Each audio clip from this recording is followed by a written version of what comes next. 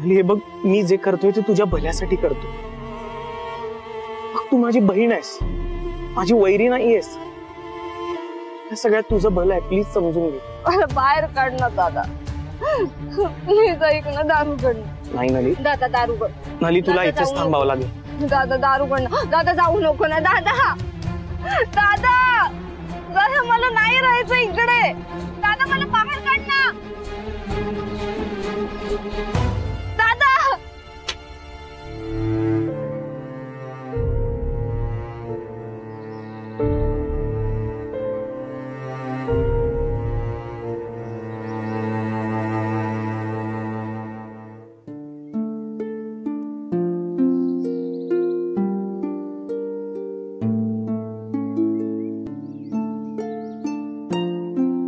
ऋषी,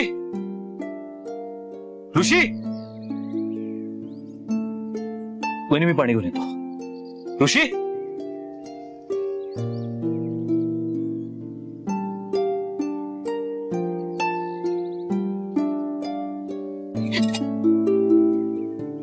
पाणी घे, पाणी घे.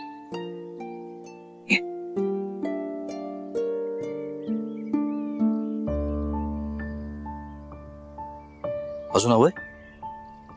देख.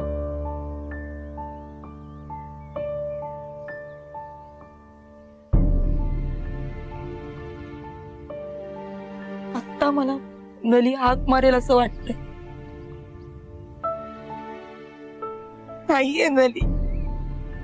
वहिनी शांत हो. हे बघ, इथून पुढे सगळं छान होईल, चांगलं होईल असं विचार करूया. आपलं वाईट होईल असं का विचार करेल? पण यांना सुखात राहू द्यायचं नाही असा विचार बाबाराव करतात. आम्हाला त्रास देऊन, वेदना देऊन त्यांना आनंद वाटतो. सरस्वती वहिनी, तोच विचार जर मनात ठेवला तर मन कसं शांत होईल सांग मला. कसं शांत व्हायचं सांग ना. हे सगळं स्वीकारायचं, हे सगळं सहन करायचं. आज पोलीस स्टेशन मध्ये ते जे बोलत होते हे सगळं पटतंय तुला? हे बघ वहिनी, आमचा दादा कसा आहे हे मलाच काय, गावातल्या बऱ्याच जणांना माहिती आहे. पण दादा आज पोलीस स्टेशन मध्ये जे काही बोलला ते मला खरं वाटत होतं, कारण त्याचे डोळे खरं बोलत होते. आता तर काही बोलायलाच नको.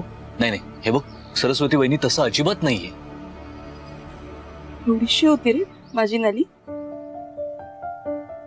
निष्पा, निरागस. बाबाराव तिला तिकडी म्हणायचा.